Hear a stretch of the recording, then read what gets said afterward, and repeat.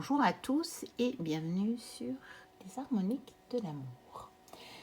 Je vous retrouve aujourd'hui pour la présentation d'un livre qui s'appelle donc, comme vous pouvez le lire, Tarot, prédiction et divination, 3 niveaux de sens dévoilés de Susan Blair Hunt et qui est paru aux éditions Ada. Et c'est un livre assez ancien en fait, donc je vais chercher la date et il date donc de 2011, non, oui, 2011 en anglais et 2012 pour la traduction chez Ada. Donc moi je l'ai acheté d'occasion, je pense qu'il n'est plus disponible.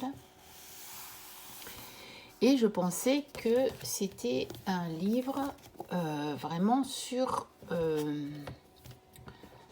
les dimensions des cartes de tarot. Et ça l'est en partie, mais pas tout à fait. Parce que en fait, j'ai été étonnée de voir que la majeure partie de l'ouvrage présente en fait des tirages avec des exemples de tirages. Et après, elle donne aussi d'autres choses sur les cartes. Donc, je vais vous montrer tout ça. Mais c'est vraiment un livre de tirage, en fait. Alors que ici, sur la 4e de couverture, j'avais lu « Approfondissez vos interprétations grâce à l'examen des illustrations ».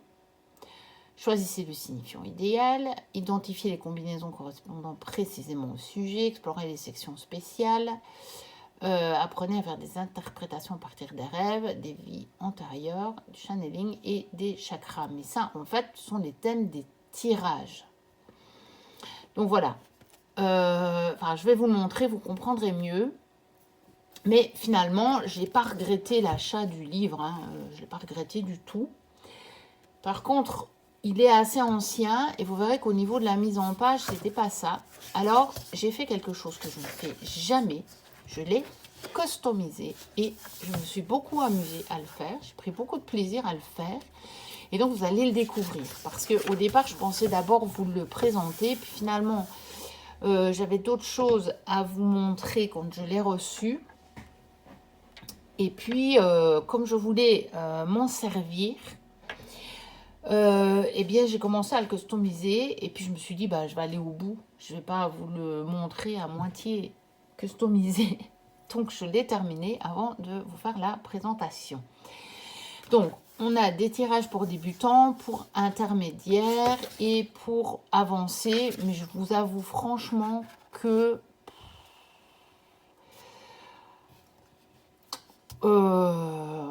elle aurait pu les mettre comme ça, juste comme ça. Les thèmes, oui, d'accord, les titres, etc.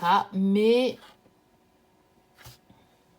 je les ai tous lus, je ne les ai pas tous testés, je les ai tous regardés. Et franchement, je ne vois pas nécessairement comment est-ce que je vais dire, moi, la distinction entre les tirages. Vraiment. Bon. Alors, on a une préface. Voilà. Et puis, on a une introduction. Alors, il y a quand même des choses qui sont assez intéressantes. Et donc, moi, j'ai mis du fluo. Hein. Je fais rarement dans les livres. Mais bon, dans certains livres où je veux vraiment retrouver des choses, je le fais parfois. Et puis, celui-là, j'ai vraiment voulu... je me suis dit que de toute façon, j'allais le garder. Donc, voilà. Donc, je me suis mis du fluo parce que il y a des choses qui résonnent vraiment avec ma manière de voir les choses. Bien que ce soit un ouvrage assez ancien, puisque vous voyez, il a été fait en 2011, donc il a 12 ans. Et donc, il a été traduit en 2012, donc déjà 11 ans qu'il est traduit. Et que la cartomancie a encore, je pense, très fortement évolué depuis. Mais voilà. Je trouve qu'il y avait déjà des idées qui étaient assez novatrices. Voilà. Donc ici, elle parle de, voilà, explorer les 3 aspects du tarot, hein, divinatoire, thérapeutique et spirituel. Ensuite, elle parle du sort, du destin et du libre arbitre. Donc, elle parle bien du libre arbitre, ce qui est ma manière de voir les choses. Pour moi, les tirages de cartes, que ce soit avec les tarots ou les oracles, ils permettent, quand on fait quelque chose d'un peu prédictif, ils peuvent nous montrer, là maintenant, avec l'énergie que j'envoie dans l'univers, qu'est-ce que je suis en train de créer.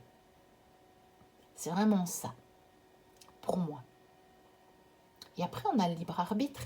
Et c'est en ça que c'est intéressant de faire des tirages. Parce que, comme on envoie des choses inconscientes dans l'univers, il y a toute une partie de notre vibration qui est inconsciente, eh bien, on peut très bien être en train de créer des choses qu'on n'a pas très envie de créer. Et donc, le tarot ou les oracles peuvent nous dire, voilà, là, maintenant, pour le moment, à l'instant T, voilà ce que tu es en train de créer. Et parfois, rien que le fait de le savoir, on va déjà changer. Hein. Donc, on va se dire, ah ouais, c'est vrai, je suis encore retombée dans ce schéma-là. Et ça suffit pour en sortir. Et donc, la suite va être autre que ce que vous avez dans un tirage.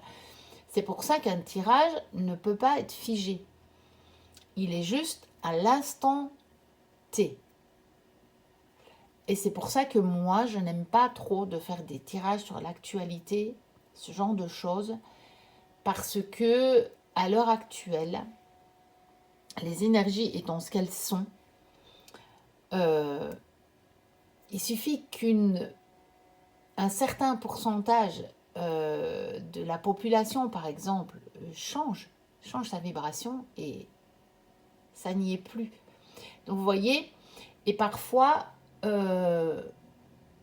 moi ce que je ne voudrais pas, c'est prendre la responsabilité de faire en sorte que quelque chose qui était avec une petite probabilité finisse par arriver, parce que justement, s'il y a trop de gens qui ont vu que ça allait arriver, vont y croire.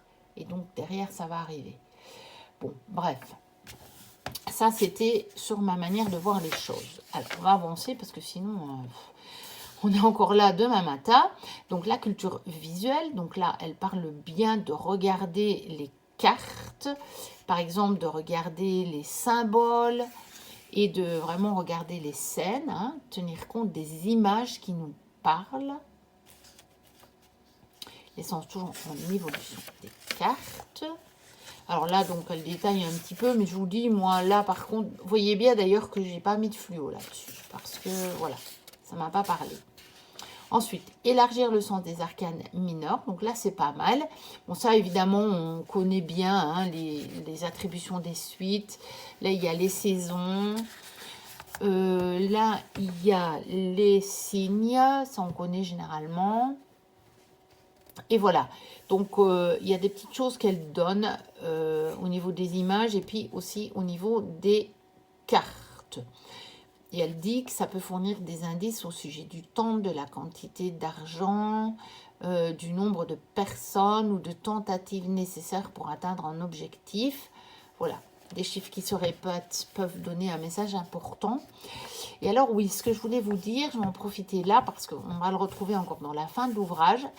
C'est que, et c'est intéressant, elle exploite le tarot un petit peu comme pas mal de personnes ont exploité le petit Lenormand, notamment au niveau des signifiants, et puis au niveau justement, par exemple, au niveau du sujet du temps, de la quantité, vous voyez, des nombres, etc. Et donc, ça peut être intéressant. Donc ça, c'est surtout au niveau prédictif, évidemment que c'est important, enfin que ça peut servir, mais parfois au sens psychologique aussi, ça peut donner des indications. Ensuite, là c'était, pourquoi j'avais mis ça? Oui, voilà, ça c'est la partie sur les signifiants. Donc, elle explique comment on peut choisir un signifiant. Programmer personnalité, votre jeu de tarot. Donc voilà, là elle explique qu'on peut aussi choisir un signifiant pour une situation, pas seulement pour une personne. Et donc, qu'est-ce qu'elle appelle programmer son jeu de tarot? C'est de faire une convention qui dit, voilà, cette carte-là représente le sujet de ma question. Ça peut aider. C'est pas obligé, hein. Ça peut parfois aider à visualiser et ça peut aider à se concentrer sur la question. Quand vous avez peur de ne pas pouvoir vous concentrer sur la question, peut-être parce que ça vous tient fort à cœur ou parce que vous n'êtes pas nécessairement très concentré au moment où vous le faites, le tirage, ça peut vous aider. Donc là, elle nous dit encore, donc étudier les illustrations et attribuer vos propres définitions à la carte. Oui, ça c'est vraiment bien. Ça, je l'avais fluoté parce que j'ai trouvé ça génial. J'avais une élève, donc c'est l'auteur qui parle, hein, qui n'arrivait pas à comprendre... Ah, attention, qu'est-ce que ça me fait encore avec la lumière là? J'avais une élève qui n'arrivait pas à comprendre le sens de base de hiérophante et qui l'a programmé pour vouloir dire Dieu dit. Ce faisant, elle a contourné les blocages qu'elle a ressentés auparavant quand cette carte se présentait dans un tirage et elle l'interprète dorénavant comme annonçant que les cartes suivantes seront un message direct de l'esprit. Et je trouve ça intéressant. Ça peut aider aussi les débutants, ça. Parce que ce qu'il faut vous dire, s'il y a quelques débutants sur la chaîne ici qui écoutent cette vidéo, c'est que tout est une question de convention. C'est pour ça que ça marche, que vous fassiez un rituel ou pas. Si vous n'êtes pas rituel, eh bien, n'en faites pas et ça va marcher parce que c'est votre convention. Par contre, si vous êtes très rituel et que vous n'en faites pas un jour et que ça vous met mal à l'aise, ça ne marchera pas parce que vous ne serez pas à l'aise. C'est une question de convention. Et c'est pour ça aussi que même dans la signification des cartes, parfois il y a différentes méthodes et notamment pour le petit Lenormand, il y a différentes méthodes. Eh bien, elles sont toutes bonnes. Il n'y en a pas une meilleure qu'une autre. Il y en a peut-être une qui vous convient mieux. Eh bien, vous posez la convention avec votre jeu. Et c'est pour ça qu'avant un tirage, il faut aussi poser votre convention. Est-ce que vous faites un tirage avec des positions de cartes ou est-ce que vous le faites libre? Et si vous le faites libre, comment est-ce que vous allez l'interpréter? Il faut faire ça avant de faire le tirage, sinon vous allez vous retrouver avec des cartes, vous ne saurez pas quoi en faire. Par exemple, vous dire, eh bien, je mets en lien les cartes. Par exemple, moi, quand je fais mon tirage pour les énergies de la semaine, j'ai des conventions, mais pas pour chaque carte.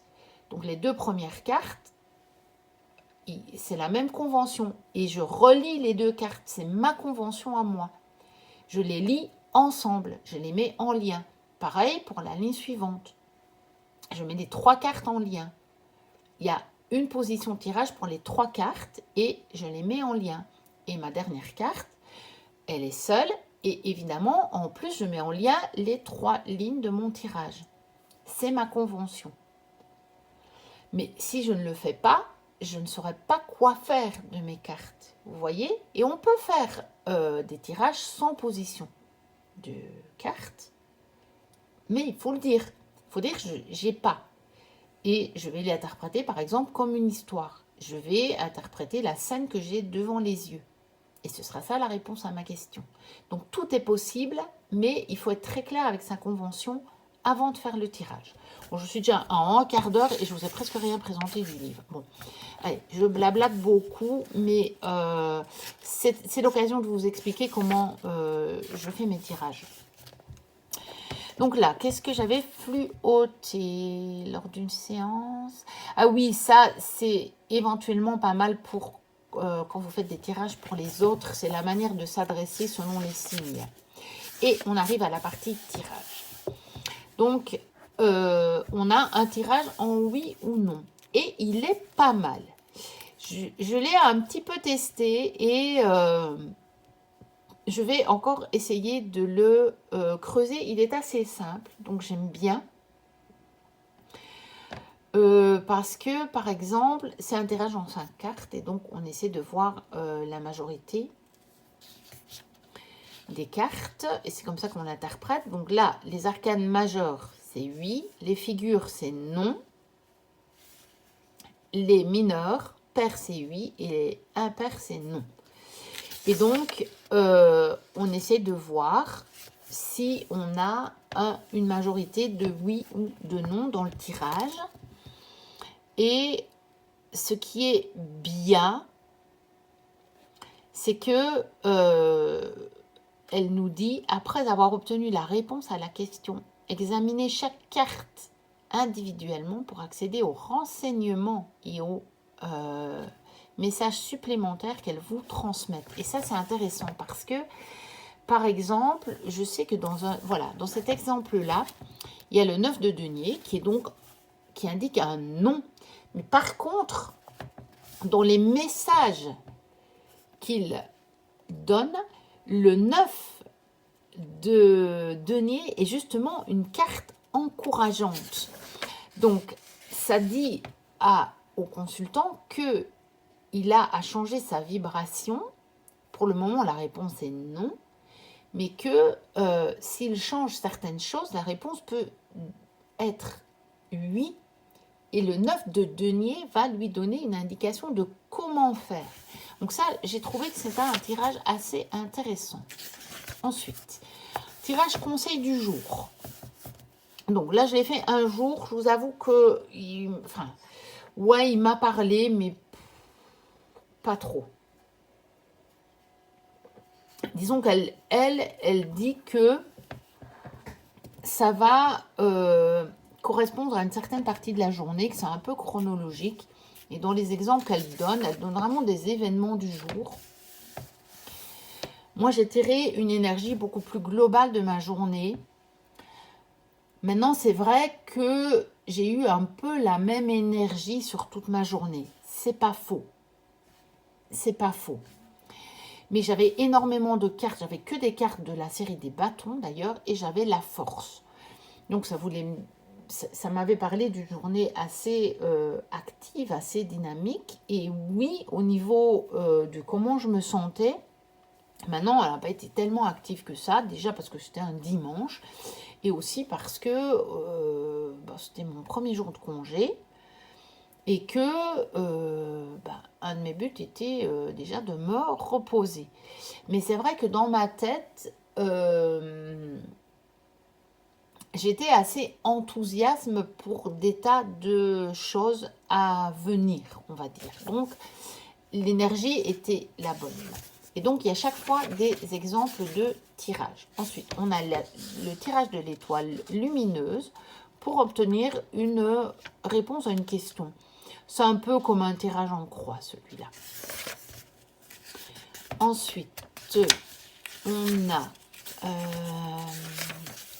tirage des raisons. Donc ça donne les raisons d'une situation. Les motifs et les raisons qui se cachent derrière le comportement inattendu de quelqu'un ou une situation qu'on ne comprend pas. Donc, il peut être assez intéressant. Celui-là, je l'ai testé et franchement, il est pas mal. Il est pas mal du tout. Ensuite, un tirage des anniversaires ou des prédictions annuelles. Donc, ça, c'est un tirage assez classique d'anniversaire où on va tirer une carte pour chaque mois et une carte globale, en fait, au milieu. Vous voyez, je l'ai customisé. Je me suis amusée, je me suis lâchée. J'avais acheté des tas de stickers. Je suis allée faire un tour chez Action il y a à peu près 2 semaines de ça, un peu moins de 2 semaines. Et j'ai acheté plein de stickers et je me suis lâchée. J'ai décoré mon bouquin. Et c'est surtout pour repérer plus facilement. Alors, là, vous voyez, j'ai renoté les conventions des différentes lignes parce que je n'aime pas de l'avoir là. Je vous l'ai dit, enfin, je ne sais pas dans quelle heure je vais poster les vidéos, mais en tout cas, je vous en parle dans le livre, le nouveau livre de Bella Ismeri. Donc là, c'est un tirage de la pyramide et c'est idéal pour les interprétations générales parce que, voilà, ça couvre un petit peu tout. Donc, c'est présent ou passé récent. Est-ce qui est susceptible de se produire? Comment procéder pour le mieux? Les facteurs cachés dont on n'a pas conscience. L'issue probable. Conseils et renseignements supplémentaires. Voilà. Et puis, on a ici le même tirage, mais en moins de cartes. Donc, ça peut être sympa aussi. Ensuite, donc ça, c'est chaque fois des exemples de tirage. Tirage des relations, il est pas mal. Je l'ai fait et je le trouve vraiment, vraiment bien. Et il est bien si vous avez une relation sur laquelle vous vous posez des questions, peu importe quel genre de relation c'est, parce que votre première carte, elle révèle les raisons karmiques du lien. Et donc ça, je trouve que c'est intéressant. Et on peut utiliser des signifiants ou pas. Parce que franchement, vous pouvez le faire. Hein. C'est pas mal. Hein. Mais vous pouvez aussi faire le tirage sans le signifiant. Puis ça ira aussi bien. Donc, il est vraiment pas mal parce que donc ça donne... voilà. Donc, il y a deux colonnes. Hein. Vous voyez, il y a une colonne pour vous, par exemple, et pour l'autre personne. Et ça, c'est sur la relation. Et là, c'est le lien. Et donc, ça, c'est les mêmes questions, mais pour vous et pour l'autre personne. Ou pour deux personnes, si vous tirez les cartes pour quelqu'un d'autre. Et puis... et c'est intéressant. C'est sur la perception de la relation. Et franchement, c'est pas mal du tout. Ensuite, on a le tirage des arbres de décision. Donc ça, c'est quand on a un choix à faire. Donc là, on propose en 3 options. Et je pense qu'elle explique qu'on peut n'en faire que 2 ou 4 ou plus. Hein, voilà. Et voilà, on peut en faire plus si on veut. Donc il est bien, il est intéressant aussi. Donc ce sont des tirages assez basiques, mais ils sont pas mal. Franchement, le tirage de la vérité sous le voile, ça c'est bien aussi. C'est un tirage pour révéler les choses cachées. Donc, soit sur une personne, ou si nous, ce qui est dans notre inconscient, quand on dit si nous nous mentons à nous-mêmes, c'est les choses qui ne sont pas conscientes. Ou bien sur une situation aussi. Quelque chose, quand on ne comprend pas bien une situation. Ça peut être les choses cachées de la situation. Il est franchement pas mal. Je l'ai fait aussi et il est pas mal. Alors, la croisée des chemins. Donc là, c'est aussi quand on a une décision à prendre. Celui-là, je ne l'ai pas encore fait. Ensuite, le tirage du miroir de la gitane. Je ne l'ai pas fait, mais je l'ai un peu étudié et j'ai envie de le faire. Il me plaît bien. Je pense que je vais le tester cette semaine. Hein. Parce que bon, je ne sais pas quand je vais vous poster la vidéo, mais là, c'est même pas encore... Ah si, c'est mon premier jour de congé, on va dire. D'habitude, le lundi est toujours mon jour de congé, mais bon, j'ai déjà eu congé hier, donc ce qui est exceptionnel, puisque je n'ai jamais congé le dimanche. Et j'ai envie de le faire. C'est un tirage général, vraiment, sur votre situation générale. On tire d'abord des cartes, et après, en fait, on choisit l'ordre dans lequel on va les mettre après avoir tiré des cartes ici. Ça peut être pas mal. C'est assez amusant, c'est assez ludique. Et moi, j'aime bien quand on s'amuse avec les tirages. Alors, tirage de l'interprétation des rêves. Il a l'air bien fait, mais bon, je l'ai fait sur un rêve que j'ai fait et qui me posait un petit gros questionnement. Et bon, après, c'est pas dû au tirage, mais j'ai pas obtenu toutes les réponses que j'aurais bien voulu avoir, en fait. C'était quand même un peu obscur. Mais bon, c'est peut-être moi et il faudra peut-être que je le recommence. Donc on verra bien. Mais et je le trouve bien construit, en tout cas. C'est les cartes que j'ai tirées que je n'ai pas pu interpréter. Alors, un tirage des chakras, ça c'est assez classique, hein, le chakra en cette carte. Donc, voilà. Ensuite, on a un tirage des vies antérieures. Je ne l'ai pas encore testé, mais je voudrais le faire. Je pense que je vais profiter de cette semaine pour le faire. Ensuite, tirage du calice de channeling. Et il est pas mal. Je l'ai testé, mais j'avoue que... déjà, je trouve que les signifiants, c'est pas utile. Franchement, on peut s'en passer. Et cette première partie-là, c'est censé nous dire, enfin nous confirmer qu'on est bien connecté à la personne à qui on voulait se connecter. Donc que ce soit un guide spirituel, un archange ou un être cher. Mais normalement, si votre intention elle est pure et qu'elle est bien posée, que vous êtes bien concentré, vous n'avez pas besoin de ça. Normalement, vous êtes connecté à cette personne-là, puisque ça se passe dans l'énergie. Mais bon, après, ça peut... J'ai pas été très convaincue par ça. Vous voyez, quand je l'ai fait, par contre, le reste m'a bien parlé. Voilà. Ensuite, ça, c'était le dernier tirage. Ensuite, elle donne des mots-clés du tarot, quand même. Hein, donc, les arcanes majeurs, puis les arcanes mineurs. Et c'est pas mal, hein, franchement. Et pour les suites, voilà, elle donne l'élément, elle donne aussi les idées maîtresses et elle donne la saison. Ensuite, elle parle des signifiants. Elle explique comment on choisit un signifiant. Alors, elle donne les signifiants pour des personnes. Alors, c'est pas mal parce que ça peut vous donner des idées. Même si vous n'êtes pas tout à fait d'accord avec ce qu'elle dit, mais c'est pas grave parce que ça vous donne une manière de procéder et après, bah, vous la faites vôtre, hein, on va dire. Alors, signifiant pour des situations, signifiant pour des objets. Et c'est là que je vous dis que là, on commence à se rapprocher de ce qu'on peut faire avec le petit Lenormand. Et pourquoi pas le faire avec le tarot? Là, elle donne des combinaisons de cartes. Donc, elle donne les cartes auxquelles faire attention. Par exemple, pour les relations amoureuses, c'est un petit peu la même chose qu'il y avait dans le livre de Lisdine que je vous ai présenté récemment. Voilà, ensuite, ça c'est toujours sur les relations. Hein.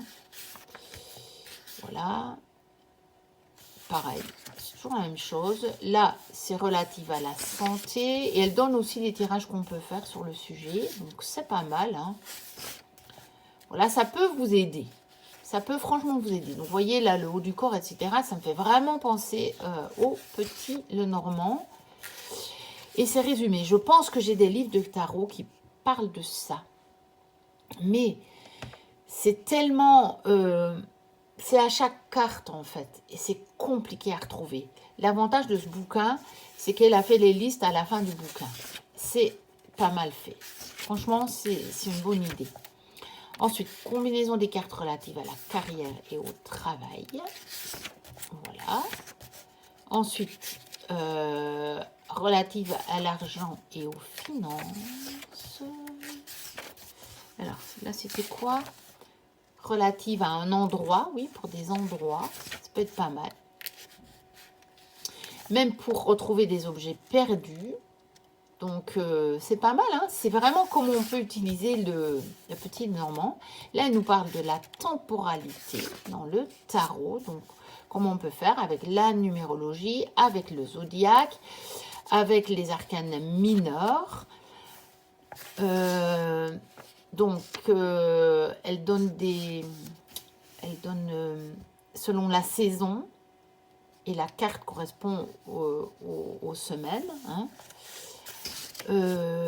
Et puis ici, voilà, elle donne dans les annexes, elle donne pour faire de la méditation avec le tarot, pour guérir avec le tarot. Et donc là, oui, là aussi, par exemple, on peut, elle dit, on peut méditer puis mettre sur un autel et elle fait des tableaux avec les correspondances des arcanes et de l'élément, un mot-clé, une pierre, une couleur et un arôme. Voilà, donc ça peut être pas mal. Un mot sur l'auteur, des remerciements et puis voilà. Tarot doré, c'est voilà, tarot des mondes oniriques, ouais, la Bible du tarot de Rachel Pollack. Ça, si un jour je peux la trouver, je me la prendrai. Voilà, ce sont des anciens jeux parce que ça vous le trouvez plus, ça vous le trouvez plus non plus, sauf en anglais. Celui-là, oui, parce qu'il a été repris par des éditions françaises, donc on le trouve encore. Et celui-là aussi, il a été repris par des éditions françaises récemment, celui de Barbara Moore, parce qu'il est sorti aussi avec le livre de Joséphine Ellershaw, et donc c'était pas le même livre, mais vous aviez le même jeu, donc de Chiron Marchetti. Et celui-là, ben, quand on le trouve, il est assez cher. Mais je finirai peut-être par le trouver. Ça m'intéresserait de l'avoir, celui-là. Donc voilà, la longue présentation de ce bouquin, mais finalement, il y a beaucoup de choses dedans. Et je ne regrette pas de l'avoir acheté, même si au final, il n'y a que 15 tarots. 15 tirages. Pardon. Bon, voilà. N'hésitez pas à liker, à commenter, à me dire ce que vous en avez pensé. Bon, je vous dis qu'il est plus disponible, on ne sait jamais, hein. Pour les férus d'achat d'occasion, vous pouvez toujours tomber dessus. N'hésitez pas à vous abonner si ce n'est déjà fait. Moi, je vous dis à très bientôt pour de prochaines vidéos. Et d'ici là, portez-vous bien. Bye bye.